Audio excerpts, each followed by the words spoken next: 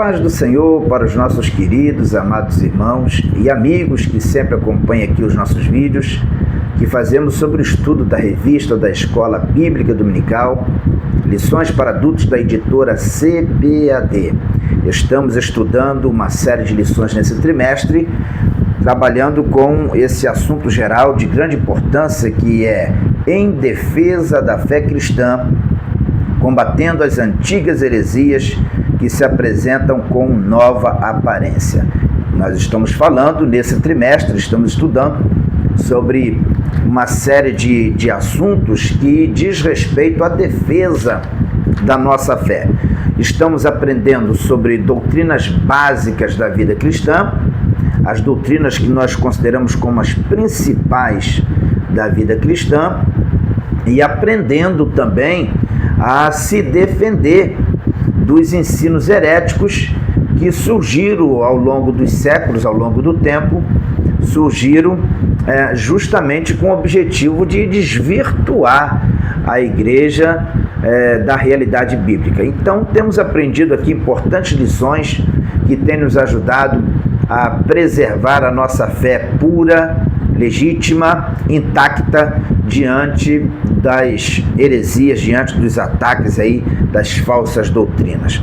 Muito bem, nós já estamos agora prontinhos aqui para estudar a 10ª lição desse trimestre, e nessa 10ª lição que estará sendo estudada por sua vez agora no dia 9 de março de 2025, nós vamos estudar a lição com o seguinte título: O pecado corrompeu a natureza humana. Esse é o título da lição 10. O pecado corrompeu a natureza humana. Nós vamos falar um pouquinho hoje aqui sobre o pecado. Afinal de contas, o que é o pecado? O que o pecado cometido por Adão e Eva tem a ver conosco? Quais são as consequências do pecado? Onde se originou o pecado na vida da humanidade, na vida do homem e da mulher? Nós vamos falar sobre isso na lição de hoje. Como nós identificarmos uma prática como pecado? O que é o pecado na realidade? E outra coisa que nós vamos aprender importante nesta lição é como se livrar do pecado. Esse assunto também cabe, para nós entender o que devemos fazer para lidar com o pecado. Bom, começaríamos esta lição questionando o seguinte: por que esse assunto é importante? Por que falar do pecado é importante? Porque para nós entendermos e valorizarmos o que Jesus fez na cruz do Calvário, nós precisamos entender as consequências, a gravidade do pecado na vida do ser humano. Quando nós entendemos o poder destrutivo do pecado, quando nós compreendemos o poder de abrangência do pecado, quando nós conseguimos entender o que o pecado faz na vida do ser humano, nós passamos a entender também e a valorizar muito mais o que Jesus fez na cruz. A doutrina da salvação, a soteriologia, que é a doutrina da salvação, ela não teria sentido para nós se nós não compreendermos a doutrina do pecado. A armatiologia é o estudo sobre o pecado. A armatia é a expressão grega que define pecado para a língua portuguesa. A armatiologia é o estudo sobre o pecado. Nós não vamos conseguir compreender tão bem a questão da salvação se nós não entendermos que a salvação ela existe porque o pecado existe. A redenção, a salvação, todo o processo realizado por Jesus na cruz do Calvário, que morreu, derramou o seu sangue por nós, tudo isso passa a fazer sentido para nós quando nós percebemos que precisamos de um Salvador. Necessitamos de um Salvador, e esse Salvador é o Senhor Jesus. Mas por que precisamos de Jesus? Por que precisamos crer que a morte de Jesus é a nossa salvação. Porque, estudando sobre o pecado, nós descobrimos que nós somos pecadores. O pecado, como consequência, distancia o homem de Deus, afasta o homem de Deus. O pecado entrega o ser humano, entrega o homem à morte eterna, à destruição, porque o salário do pecado é a morte. Então, a recompensa, a consequência, o resultado do pecado na vida do ser humano é a morte eterna, e não só a morte física, mas a morte eterna, o afastamento eterno de Deus, o distanciamento total, absoluto de Deus. É isso que o pecado faz na vida do ser humano. Quando nós estudamos a doutrina do pecado, nós percebemos o quanto nós estamos perdidos. Aí sim, uma vez que nós temos consciência do quanto nós estamos perdidos, crendo em Jesus, nós temos a consciência do quanto nós estamos salvos, resgatados. Aí nós temos consciência do quanto o Senhor Jesus nos amou, o nosso Deus, nosso Pai Celestial nos amou, a ponto de enviar o seu Filho para morrer por nós, nos tirando do estado de pecaminosidade, do estado de condenação e nos transportando para um estado de salvação, de comunhão plena, totalmente resgatados, totalmente restaurados pelo sangue do Senhor Jesus. Então, a graça de Deus se manifestou em nós através deste ato glorioso da morte e ressurreição de Jesus na cruz, e mediante a fé, uma vez que eu creio, uma vez que eu acredito, eu creio que Jesus morreu e foi por mim, Jesus morreu lá na cruz pela minha vida, e eu creio que o sacrifício de Jesus foi suficiente para a minha salvação, então eu alcanço aí o perdão dos meus pecados, e sou salvo de quê? Sou salvo da condenação eterna, que é a consequência do pecado. Portanto, agora eu vivo uma nova vida em Cristo Jesus. Deu vocês compreenderem? Então, não dá para a gente falar de salvação sem dizer, sem citar que a salvação existe por causa de uma coisa chamada pecado. E a lição que nós temos hoje aqui nos ajuda a compreender como é que esse pecado passou a fazer parte da minha e da sua vida. Quando é que o pecado surgiu na vida do ser humano? Como que apareceu?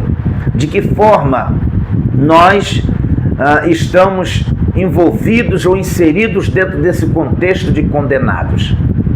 E de que forma que nós saímos desta condenação? A lição de hoje nos ajuda a compreender um pouquinho essas questões. Bom, vamos lá.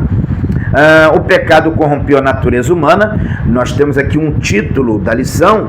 O título da lição por si só já diz o que o pecado fez. Aqui já expressa uma consequência do pecado. O pecado provocou corrupção na natureza humana. Nós temos aqui nesta lição, além desses pontos que eu já levantei aqui no questionamento, algumas observações importantes que a gente precisa trazer aqui nesta lição. Já falei para vocês que o estudo que nós estamos tendo aqui nesta lição, ela é parte da armatiologia, que é o estudo sobre o pecado. Estamos estudando sobre armatia ou armátia, né? Armatia, que significa pecado. O que é o pecado? O pecado é um ato, também é um estado e também é uma condição.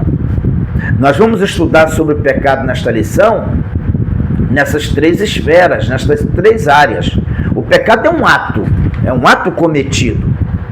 Mas o pecado também é um estado, é uma posição, um posicionamento, é uma situação contínua, vamos colocar assim.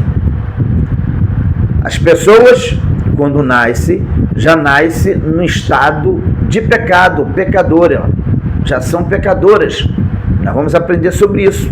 E o pecado também é uma condição que pode ser revertida, uma condição da qual podemos sair né? E qual é a forma que nós temos, qual é o meio que nós temos para sair da condição de pecador?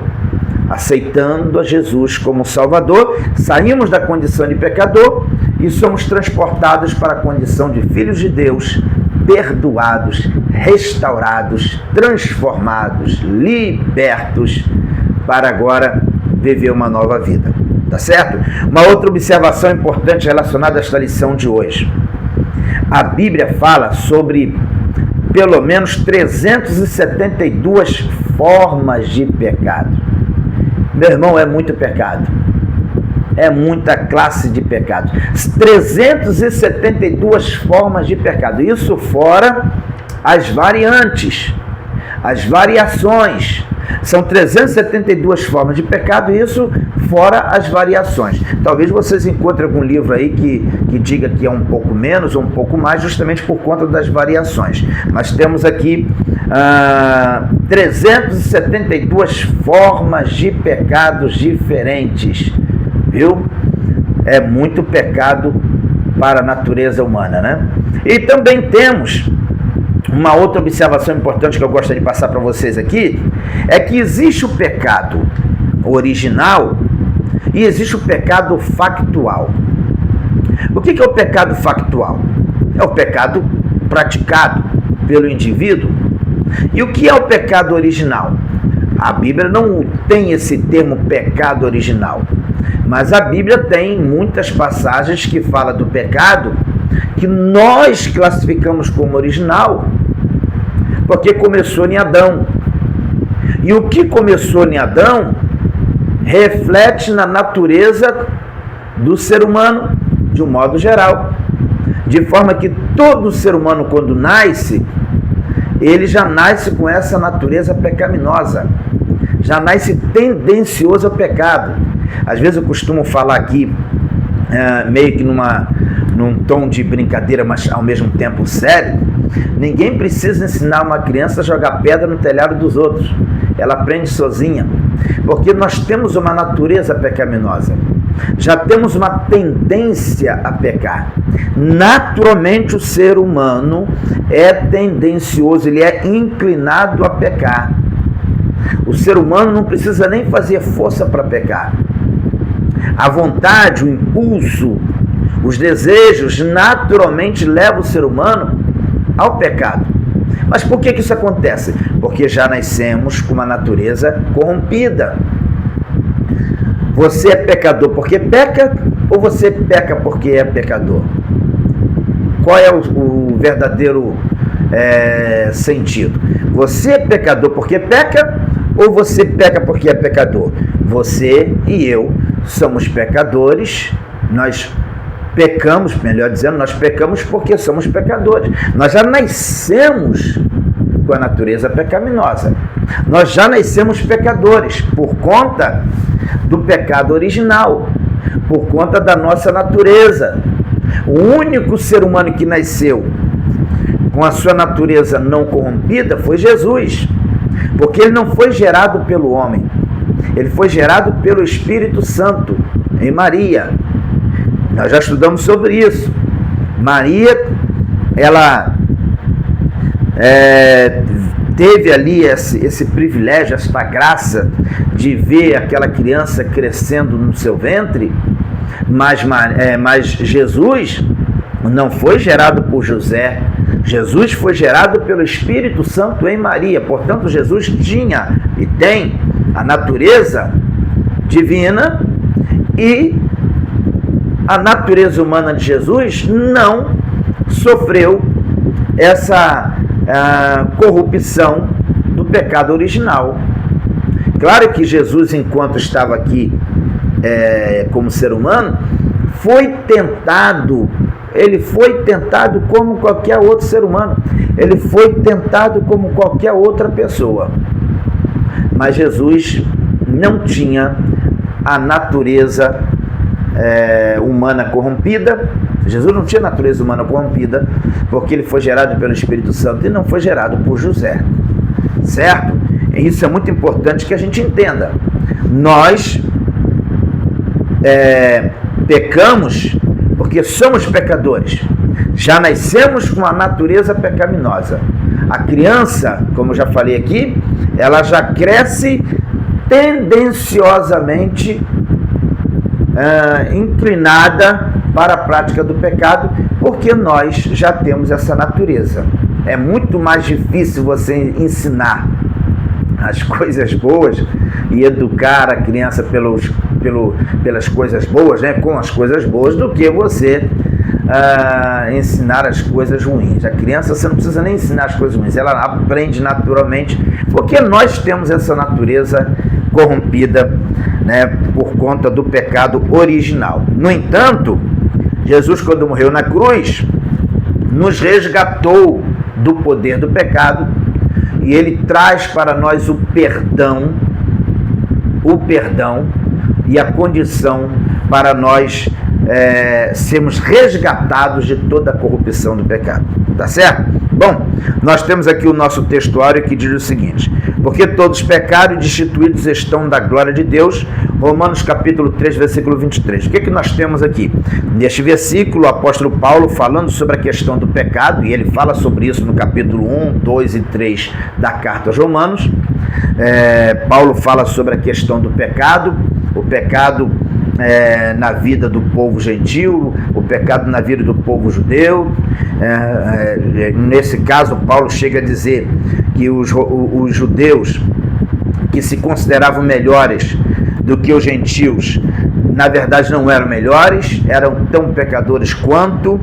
E nesse texto aqui, Romanos 3, 23, Paulo dá uma conclusão nessa questão, dizendo o seguinte: todos pecaram, grandes e pequenos, gregos, judeus, gentios de um modo geral, bárbaros, todos pecaram.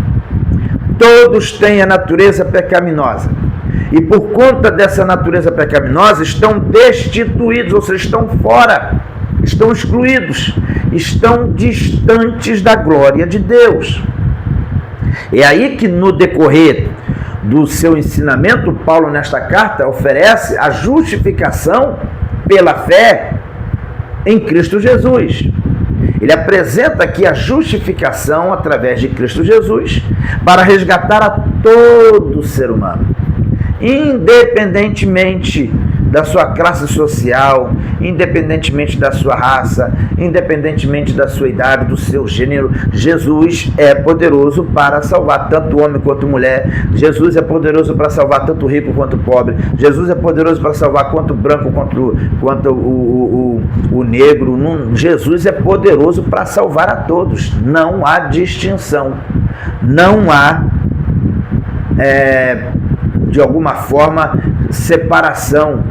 Deus enviou o seu Filho para morrer por todos. Todos estão destituídos, mas todos podem ser salvos.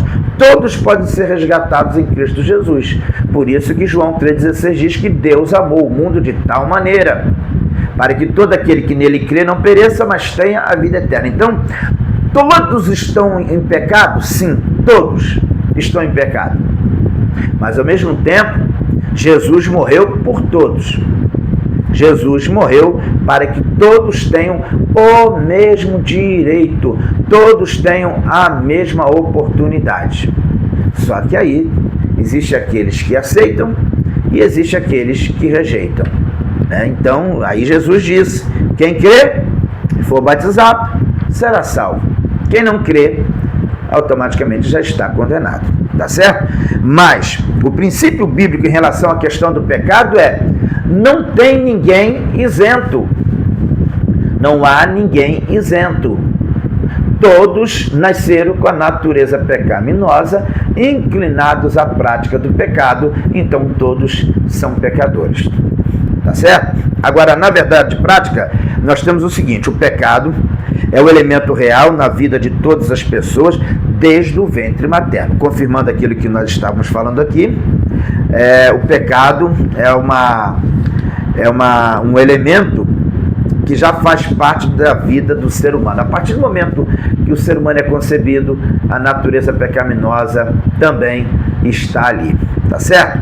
E aí nós vamos ter aqui na leitura bíblica em classe dois textos bíblicos que tratam da questão do pecado original, sendo que temos aqui Gênesis capítulo 3, versículo 1, 6 e 7, um texto que trata da questão lá no livro de Gênesis, mostrando como tudo começou, e temos Romanos capítulo 5, versículo 12, 13 e 14, onde o apóstolo Paulo, com o conhecimento que ele tinha de Gênesis, ele traz aqui uma definição teológica, ele traz uma explicação teológica de tudo que aconteceu, de tudo que está relacionado com Gênesis capítulo 3. Aqui no capítulo 5 aos Romanos, o apóstolo Paulo, ele traz um esclarecimento teológico daquilo que já foi apresentado para nós no capítulo 3 de Gênesis. Então, o que é que nós temos aqui no capítulo 3? Temos aqui os versículos que dizem o seguinte: ora, a serpente era a mais astuta de todas as alimadas do campo que o Senhor Deus tinha feito. E esta disse à mulher: é assim que Deus disse? Não comereis de toda a árvore do jardim? Todos nós sabemos que essa serpente aqui, na verdade, é Satanás, é o diabo.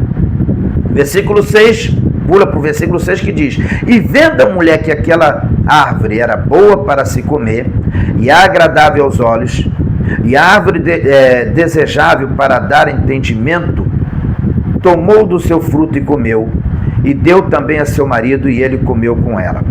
Então foram abertos os olhos de ambos, e conheceram que estavam nus, e cozeram folhas de figueira, e fizeram para si aventais. Então nós temos aqui um cenário dramático.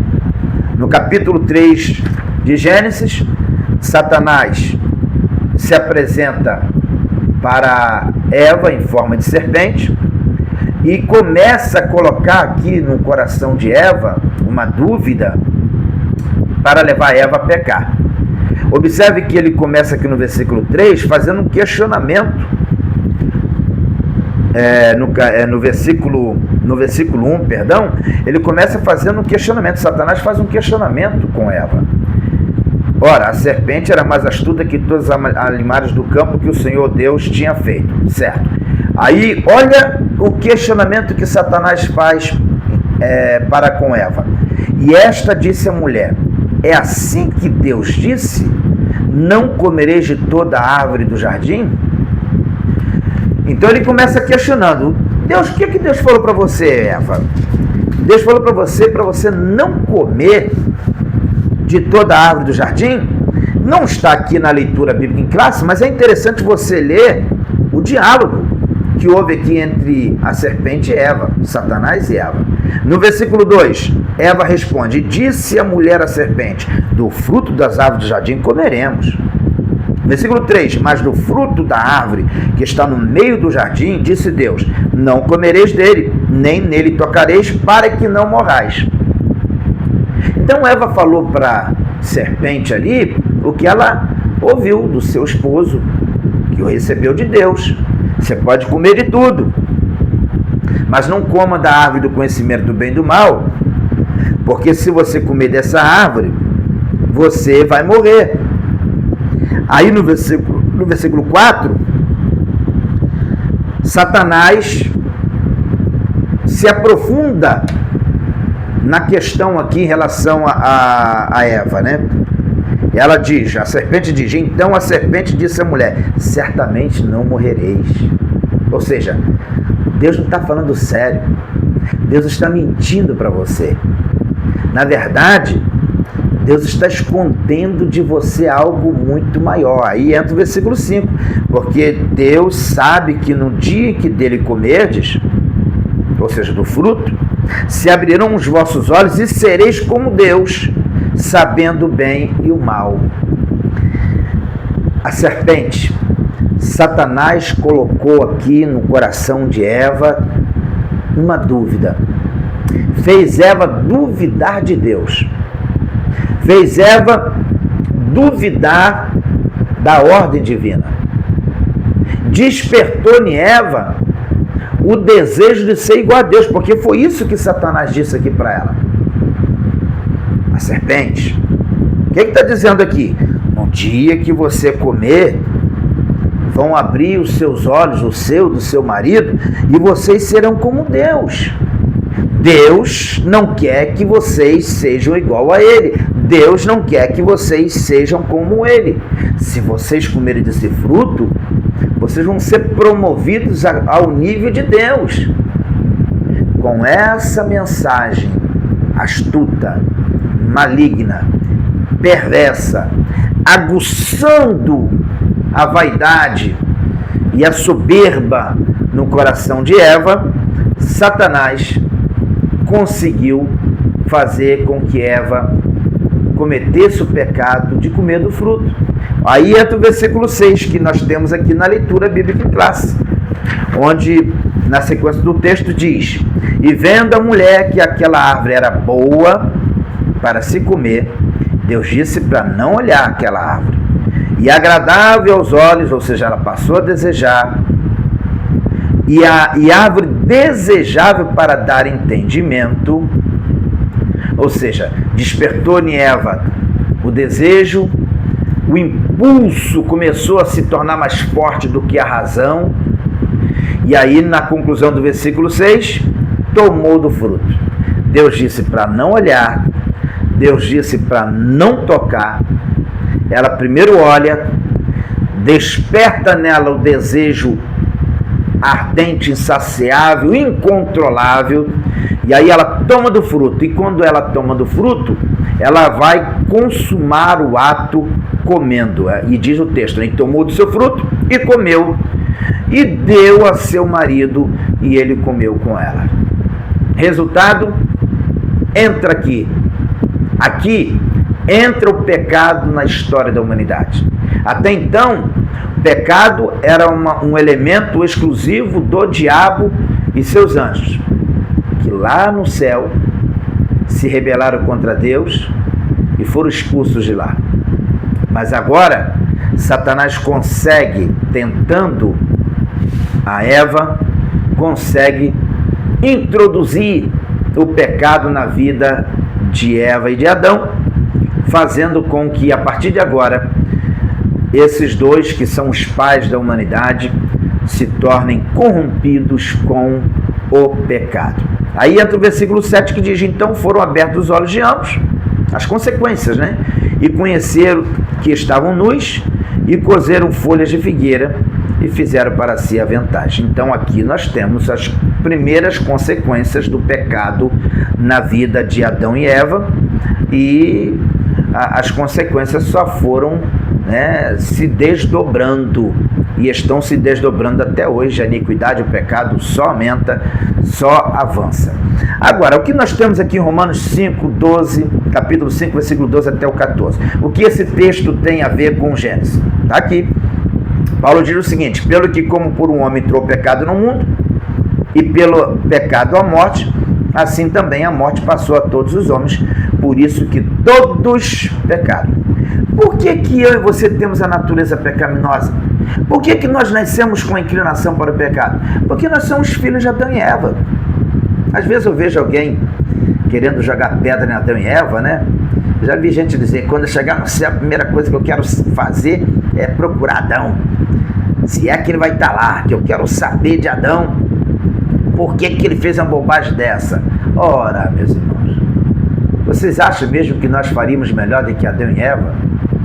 Se Adão e Eva, que estavam no jardim do Éden, que tinham contato com Deus todos os dias na viração do dia, eu penso que não é muito saudável para nós questionar o fato. Aconteceu. O fato aconteceu. O pecado começou através de Adão e Eva. E, lamentavelmente, nós sofremos as consequências disso, porque somos descendentes, fazemos parte da árvore genealógica, temos o DNA e sofremos as consequências do pecado na nossa natureza, porque nós viemos de Adão e Eva. Não só o corpo físico, mas o espírito e a nossa alma também sofrem as consequências do pecado cometido por Adão e Eva. Versículo 13. Porque até a lei estava o pecado no mundo, mas o pecado não é imputado, não havendo lei. Versículo 14. No entanto, a morte reinou desde Adão até Moisés, até sobre aqueles que não pecaram, à semelhança da transgressão de Adão, o qual é a figura daquele que havia de vir. Aqui o apóstolo Paulo está explicando a respeito da lei. A lei não tem poder de tirar o pecado. A lei que foi dada através de Moisés para o povo de Israel não tinha o poder de tirar o pecado do homem. Até porque não há um ser humano nessa terra que não tenha descumprido a lei.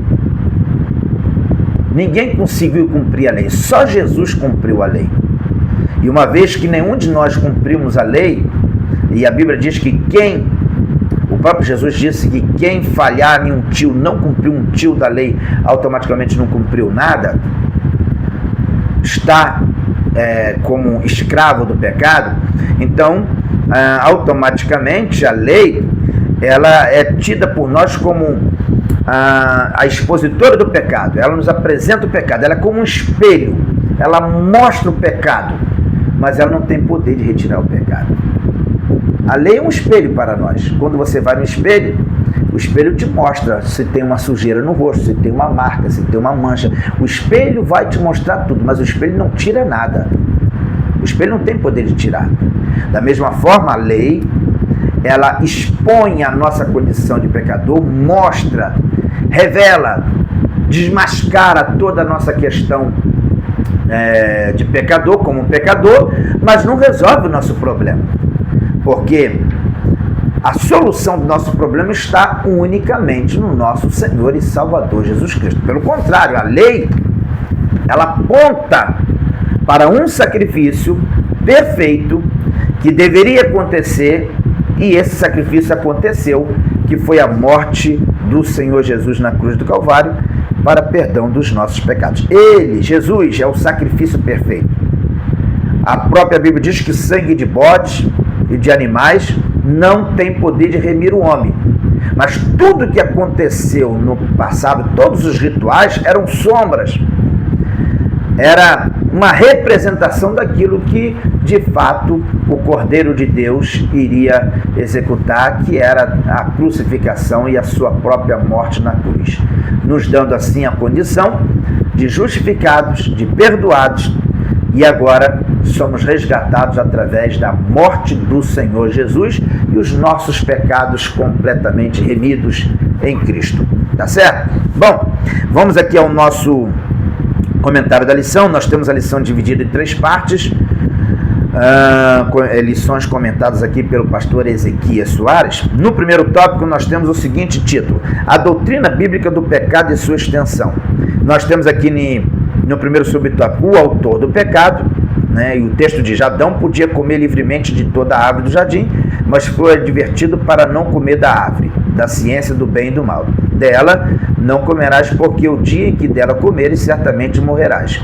A Bíblia nos conta que o autor do pecado, a serpente que enganou Eva, é o próprio diabo e Satanás, a antiga serpente. O maioral dos demônios, originalmente querubim ungido, perfeito em sabedoria e formosura. Ou seja, temos o entendimento de que o pecado entrou na humanidade quando a serpente, que na verdade era o próprio diabo, seduziu Eva a comer do fruto, e Eva, por sua vez, levou o seu marido também a comer. Muito bem. No segundo subtópico desta lição, temos o seguinte: foram abertos os olhos de ambos. A abertura dos olhos aqui de Adão e Eva é uma expressão que mostra as primeiras consequências do pecado na vida de Adão e Eva, né? A vergonha começou a existir na vida de Adão e Eva. Versículo 3, a consequência da queda no Éden. Quais foram as consequências? O que aconteceu quando Adão e Eva comeu do fruto proibido? A árvore do conhecimento do bem e do mal. Vamos lá. Diz o texto assim: a Bíblia não mostra como esta transmissão do pecado de Adão passou a todos os homens, mas afirma sua realidade. pelo que, como por um homem entrou o pecado no mundo, e pelo pecado a morte, assim também a morte passou a todos os homens, por isso que todos pecaram. Romanos capítulo 5, versículo 12. Essa é a revelação mais contundente sobre como a transgressão passou para toda a humanidade. Esse pensamento é reiterado mais adiante. Aí temos 1 Coríntios capítulo 15, versículo 49, que também trata da mesma questão, onde nós aprendemos pela Bíblia que o pecado cometido por Adão e Eva, consequentemente, foi transmitido para todos os seus descendentes, inclusive nós. Porque fazemos parte da árvore genealógica, porque somos filhos de Adão e Eva. Então o pecado deles aqui também, o pecado original, também acabou refletindo nas nossas vidas, porque somos originários de Adão e Eva. No quarto subtópico, temos o seguinte: extensão do pecado. O pecado se estende a todas as pessoas e corrompeu na sua totalidade corpo, alma e espírito. Aí temos as referências que eu aconselho vocês a lerem aqui sobre esse assunto. Então, o intelecto, a vontade, a consciência, a razão, tudo ficou contaminado por conta do pecado. Na sequência do texto diz o seguinte: tudo isso diz respeito à extensão dos pés à cabeça e não se refere intensamente.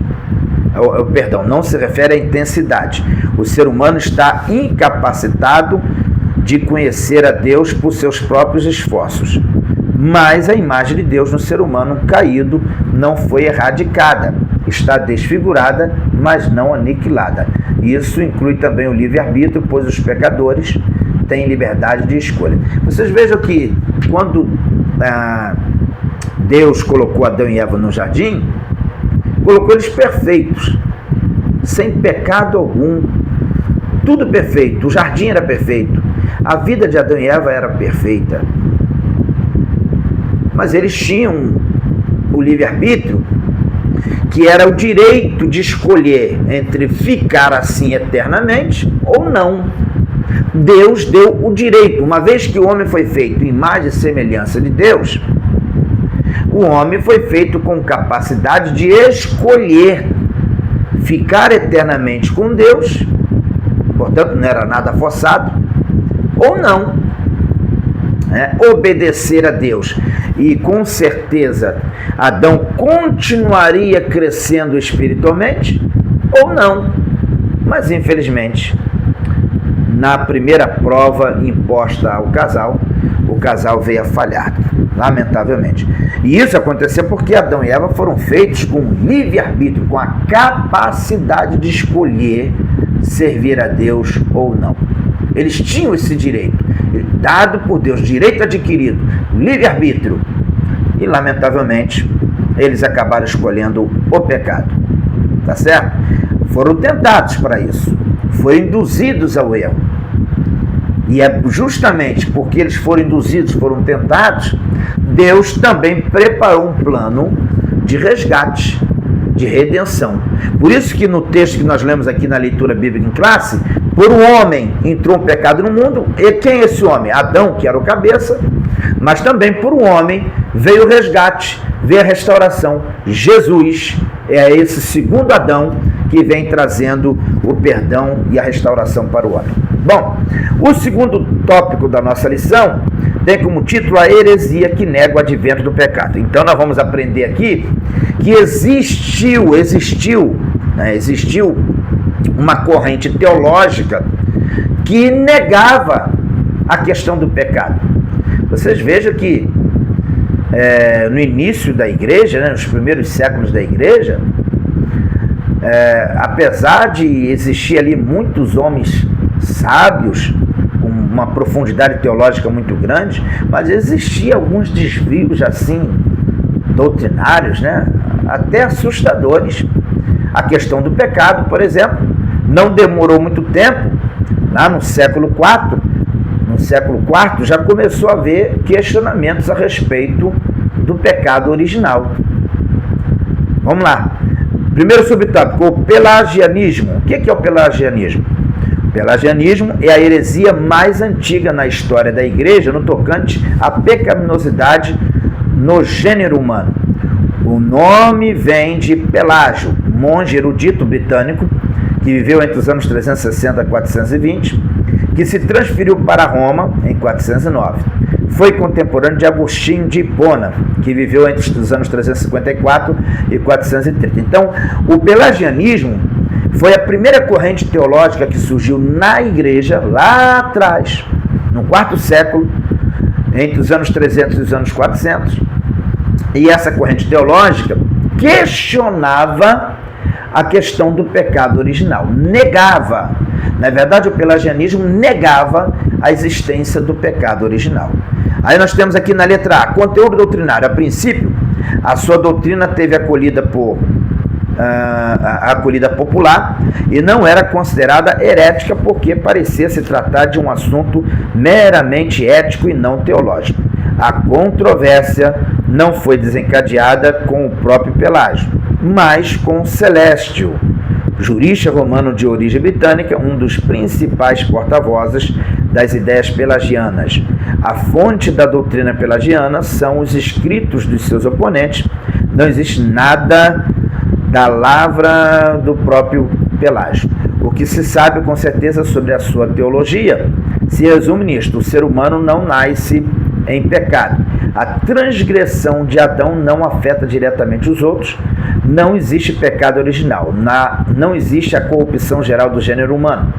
Esses são alguns pontos do pensamento deles. O pelagianismo foi condenado no Concílio de Éfeso em 431. Então, esse grupo, essa corrente teológica, principalmente o Celestio, né? Esse foi o grande propagador dessa ideia, que começa com Pelágio, mas foi amplamente divulgada por Celestio. Essa corrente teológica chamada pelagianismo foi a primeira corrente que colocou em dúvida a questão do pecado original, afirmando aqui que o pecado de Adão e Eva não foi transferido para as gerações seguintes. Essa é a visão do pelagianismo, e acaba comprometendo, né, batendo de frente com tudo que a Bíblia ensina sobre isso. Porque a Bíblia fala amplamente sobre o pecado de Adão. Nós acabamos de ler aqui, Romanos capítulo 12, fala sobre isso. Pelo que, como por um homem entrou o pecado no mundo, e pelo pecado a morte, assim também a morte passou a todos os homens. Então, Paulo está dizendo aqui com muita clareza, e ele termina dizendo, por isso que todos pecaram. Está muito claro aqui no ensinamento teológico de Paulo, que o pecado, ele é universal, ele é geral, né? Abrange a todos, é mundial, e tudo começou em Adão. Então, para nós aqui é muito claro, estudando a Bíblia, fica muito claro para nós que o pecado ele tem a sua origem em Adão e Eva. Por isso nós chamamos aqui de pecado original, a natureza pecaminosa que nós temos. No caso aqui, a resposta bíblica, né? Letra B, resposta bíblica sobre a questão do pecado original. O pecado original é aquele que veio da queda de Adão. A Bíblia afirma que a transgressão de Adão levou toda a humanidade ao pecado, e isso é uma verdade bíblica. Aí tem o texto que eu já acabei de citar, Romanos capítulo 5, versículo 12. Esse homem pelo qual o pecado se estendeu a toda a humanidade é Adão. A evidência incontestável dessa transmissão do pecado de Adão para a sua posteridade é a morte. Ou seja, a consequência, a evidência visível sobre as consequências do pecado é a morte de todo ser humano. Aí nós temos o segundo subtópico, que fala sobre a morte de Jesus em favor dos pecadores. Já tratei desse assunto aqui de uma forma ampla, dizendo para todos vocês de forma muito clara que a morte de Jesus é a solução para a questão do pecado universal. A morte de Jesus é a solução para os pecados factuais, ou seja, os pecados que nós praticamos no dia a dia, e os pecados, o pecado original que vem de Adão para nós. Tá certo? Bom, vamos aqui ao terceiro e último tópico desta lição, que tem como o seguinte título: o perigo dessa heresia para a vida do crente e da igreja. Primeiro subtópico, pensamentos pelagianistas em nossos dias. Essas ideias estão ainda hoje nas religiões reencarnacionistas, que negam a queda do homem. O movimento religioso denominado ciência cristã nega a existência do pecado. No mormonismo, a transgressão de Adão não passou para a raça humana. Cada pessoa é responsável somente pelos seus próprios pecados. Devemos conhecer bem aquilo em que nós cremos e também o ponto de vista do outro para sabermos conversar. Essas pessoas estão entre nós no dia a dia e importa saber como identificar a teologia antibíblica delas, como também apresentar o Evangelho e as conduza, o Evangelho que as conduz à salvação, porque Jesus morreu por elas também. E nessa missão temos a ajuda do Espírito Santo. Ou seja, nascemos com a natureza pecaminosa. Nós não pedimos, mas Jesus morreu por todos nós para perdoar os nossos pecados, mesmo que o homem não tenha pedido. Um problema surgiu no jardim, um problema também foi resolvido no jardim. No jardim do Éden, Adão cai. No jardim de Getsemane, Jesus conversa com o Pai e fala: se possível for, passa de mim este cálice. Se não, seja feita a tua vontade. E ali, Jesus foi preso e a partir de então, dá início na vida de Jesus todo o processo de martírio que seria para a redenção dos nossos pecados. O primeiro Adão trouxe o pecado para o mundo. O segundo Adão trouxe a salvação, o resgate de toda a humanidade. Tá certo? E aí nós temos no segundo subtópico o perigo.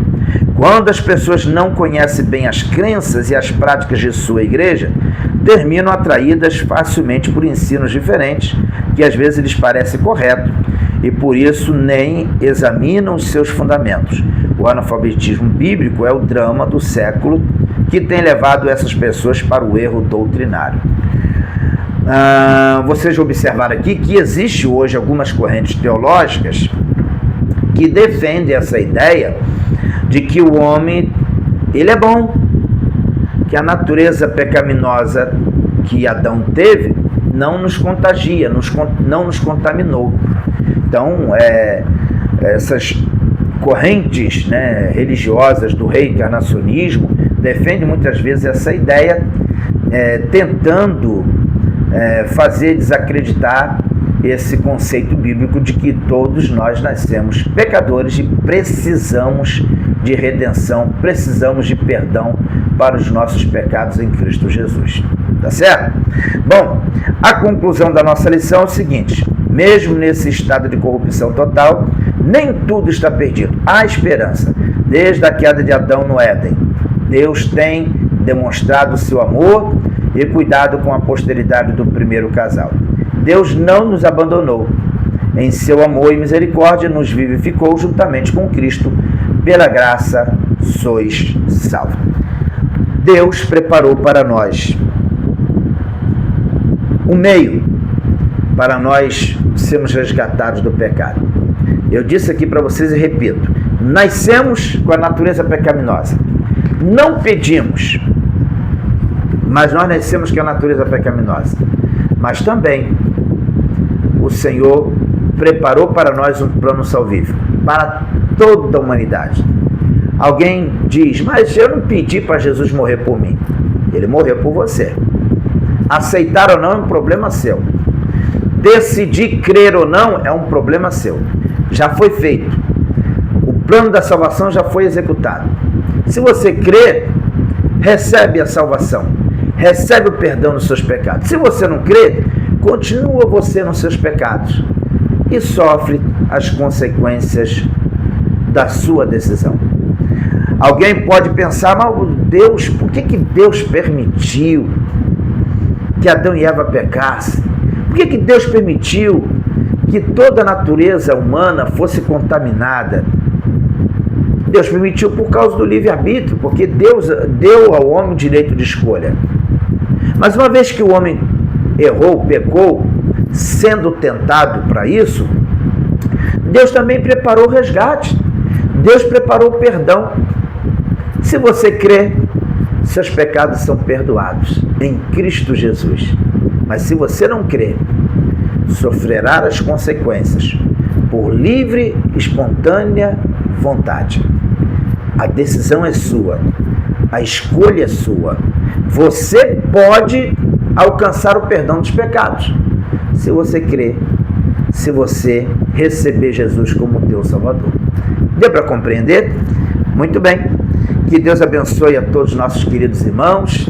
Espero que esta aula tenha servido para o seu elevo espiritual. Compartilhe, convide os seus amigos para fazer parte também do nosso canal, para fortalecer o nosso canal. Muito obrigado a todos vocês. Fiquem todos na paz do Senhor Jesus. Deus abençoe.